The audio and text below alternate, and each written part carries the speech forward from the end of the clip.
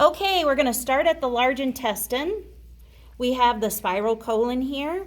The spiral colon continues on to the rectum. The rectum is going to be down here, so this is all still large intestine. And if I take my probe and I pass it through the anus and put it into his little bottom, we're actually going into the rectum right now. So this is the anus. So first it goes small intestine, large intestine, rectum, and then anus. Alrighty, also, if I take the small intestine and I reflect it back, we're gonna see a very, very thin membrane that's called the mesentery. The mesentery is a support structure right here, and it's full of nice, and if the fetal pig was alive, it would be filled with lots of nice throbbing blood vessels, arteries, and veins that would deliver lots of blood supply to the small intestine. Okay, so then we're gonna go to the pancreas. The pancreas is a little bit hard to find. So if we find the liver, the stomach, if I reflect the stomach upwards, there's going to be a membrane that's called a peritoneal membrane. I'm going to push it back, dissect it back, push it back, and reflect a little piece of the large intestine down, and we see the, ta-da, the pancreas right here. The pancreas is gray and granular, and that is a gland that produces all kinds of good stuff. Then we go to the next thing, which is the pancreatic duct. We're not going to see the pancreatic duct, but you can see that the pancreas is connected to the small intestine. This is the stomach. This is the first part of the small intestine. The pancreas is going to have a pancreatic duct, which is a tube that goes from the pancreas to the small intestine. The next thing is the spleen. If I open up the abdomen, I'm on way over on the far left side of the abdomen, and I peel it and I pull all of the organs over. We're going to see this tongue-like organ right here. It's right posterior to the stomach or inferior to the stomach, and that is called the spleen. So that's the spleen. It looks like a tongue. Then the next thing we're going to do is go to the heart, which is in the thoracic cavity. All of the organs that we just talked about are in the abdominal cavity. Now we're in the thoracic cavity. The thoracic cavity, or your chest cavity, contains the heart. The heart right now is covered with a membrane. It's a serous membrane. It's called the pericardium. If I pull up on the pericardium and I cut, we're going to cut right through that membrane, and ta-da, we'll open it up and wipe some of the goo away, and we've got the heart. Now, at the base of the heart, meaning the top part of the heart, the part of the heart that's closest to the head, we're going to have the atria. So we're going to have the right atria is on the right side of the pig, and the left atria is on the left side of the pig. Left ventricle, right ventricle. So we've got the atria are at the top, the ventricle are at the bottom of the heart. The bottom of the heart is called the apex, by the way. Also, we're going to go to the neck here, and we're going to find the thymus. The thymus gland is part of the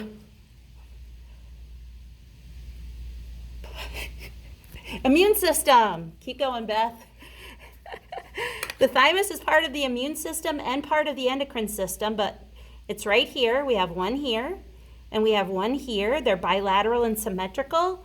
This is the larynx. The larynx, aka the voice box. It's right here. It feels like kind of like a hard bubble right here because it's made out of cartilage. Then right below that are our thymus glands. Here we go. Now, there was a strap of muscle here that I dissected apart, pull it apart, and ta-da, right underneath is the thyroid gland. If we take my probe here and we kind of dissect under the thyroid gland, we're going to find a nice surprise. That nice surprise is going to be our trachea. So the trachea, boy, I made a mess of that thyroid gland. The trachea is right underneath the thyroid gland. Oh my gosh. Can you hit pause? Okay, so what I did was I peeled the thyroid gland off, and I'm reflecting all this soft tissue away from the trachea. So now we see the trachea. It doesn't look like crap anymore. So here's the larynx. That's the voice box. Then we have the trachea, and the trachea is also made out of cartilage. Here's the cartilage rings right here. Then, something cool. If I take my probe and I peel back or reflect the trachea over to one side, ta-da! There's the esophagus right there. So what you can see here, the trachea is ventral and the esophagus is dorsal. So the trachea is towards the front and the esophagus is towards the back. So the spine would be right behind that esophagus. Okay, then we go back to our respiratory system. So we're going to jump back up to the head. We'll review what this is. These are the nares, the external nares. We're going to open the oral cavity. We're going to go back to the epiglottis. My probe is going to pass from the pharynx into the opening, which is called the glottis. The next thing my probe would run into would be the larynx, and then from the larynx it would pass down into the trachea. If I go back and I open up my ventral surface of my pig, you can see that my probe is inside of the larynx right here. So if we go into the chest cavity, the trachea, which is right here, is going to go down and it's going to bifurcate. That means it's going to split, and it's going to split into two bronchi. So the bronchi are not going to be very easy to see here. So what we're going to do is the bronchi would be found right in this area, and the bronchi are going to go into the lungs. So we've got our lungs, our right lungs, and we have our left lungs over here. Now, our lungs are real soft and spongy, and the lungs, the air sacs that make up that sponginess inside the lungs are called the alveoli. Okay, the last thing that's on our respiratory system is our diaphragm. The diaphragm is that broad, flat muscle right here that splits the thoracic cavity from the abdominal cavity. Then we're going to go to our urogenital system. Our urogenital system, we have to go to the abdomen, reflect all of the organs out of the way, and what we're going to see is kind of a bubble way at the back of the abdomen. Our kidney is under here, but you can see we can't see the kidney yet because there's a membrane that's covering it. This membrane is called the peritoneal membrane, and the kidneys are underneath it, so they're away from the rest of the abdominal cavity. They're retroperitoneal. That means they're under that peritoneal cavity, under that peritoneal membrane, sorry. So what I have to do is peel back that peritoneal membrane. We're now retroperitoneal, and we can peel that kidney right out and give it a yank. Can we pause the video again? I'll get some more. Go.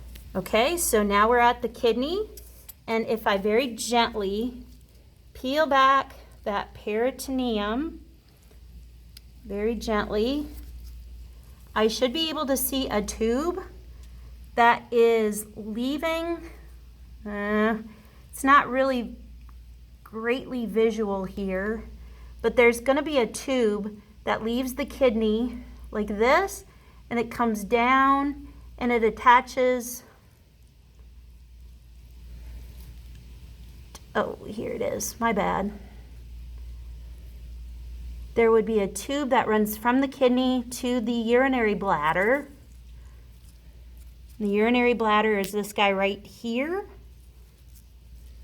It's attached to the umbilical cord. So when I pull on the umbilical cord, what I'm doing is I'm pulling on the bladder back here. And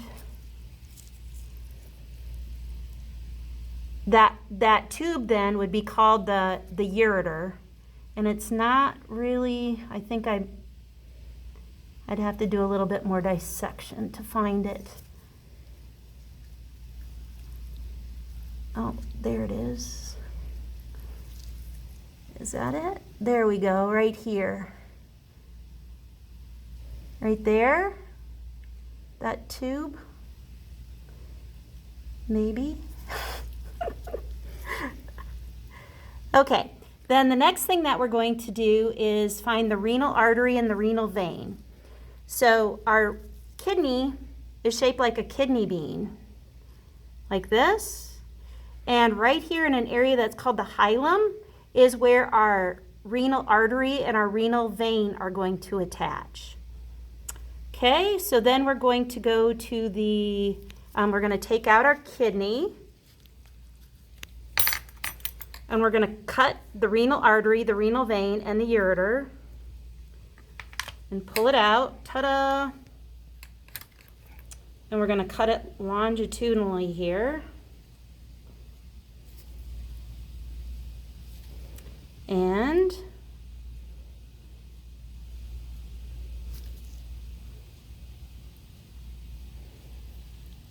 I could have chosen a sharper blade. Just pretend like you're filleting a piece of chicken here. And as we open it up, there we go. It's kind of chunky looking, but you can see the outer edge. This is called the renal cortex. And the middle area, that darker brown area, is called the renal medulla. We'll talk about that more in anatomy and physiology too. Then we will go to the urethra. The urethra actually leads from the urinary bladder here. There's the urinary bladder again. That's the outside tube that goes to the penis in the male pig, or to the urogenital, the vagina in the female. Probably the best way to think about where the urethra is if I take the probe and I stick it in the end of the penis, my probe is going to be inside the urethra. That is the tube that you pee out of. Okay, then we're going to go to the male reproductive system. The penis is going to be up in the prepuce up here. The prepuce is just where the penis is found. So if this pig was getting an erection, the penis would actually poke out of the prepuce, and you can't make that happen here. But if you think about in a dog, it would look like a tube of lipstick. Nice, right? Then we've got our scrotal sac. The scrotum is right here. If we cut into the scrotal sac, if I put a little bit of pressure there and I cut into it and I put a little bit of pressure, if we're lucky, we'll get a surprise. This pig is kind of a little guy, but we'll give it a little more of a squeeze. And there it is right there. We're going to grab it and see if we can yank it out.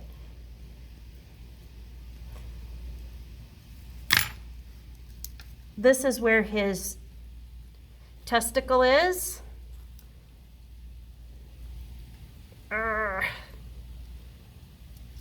There we go. There's his testicle. So I just pulled that baby out of the scrotal sac, kind of forced it out a little bit. So there's a membrane around it. So this tube right here that leaves right here, this is called the vas deferens. And because I yanked on it so hard, I kind of made the anatomy kind of disappear. But right up here is going to be a series of tubes that are going to be called the epididymis. And that's a series of tubes where the sperm are going to mature. And it's kind of hard to see here because I yanked so hard to pull him out. Okay, so then we'll go to the female. On the female, we've got her all opened up. We're going to look at the female reproductive tract. First of all, if I lift up her tail, you're going to see two openings instead of one. First of all, this is the anus. Then we have the papilla here. That's going to be our urogenital opening. If we go into the abdomen, in the caudal part of the abdomen, We've got, first of all, right here, this is the large intestine. Right on top of the large intestine, we're going to find this kind of scrolly looking tubes here. This is the ovaries and the uterus. So first of all, at the end of the scrolly tube right here is a little kind of the dot on the end of the exclamation point. That's the ovary. Behind the ovary is a little curvy tube right here. That's the fallopian tubes. Another name for the fallopian tube is the oviduct. Now the pigs don't have a pear-shaped uterus like humans. They have a Y-shaped uterus. So this would be a uterine horn. That would be on the right side. A uterine horn on the left side. They meet together in the middle with the uterine body right here. At the end of the uterine body is the cervix. That would be right here. The cervix is the beginning of the uterus. The cervix is going to be adjacent with the vagina. To get into the vagina, we would go into the papilla. If I had a probe, but I'll use now I'm inside of the vagina. And that ends the video on the fetal pig. I hope that helps. Have a great day.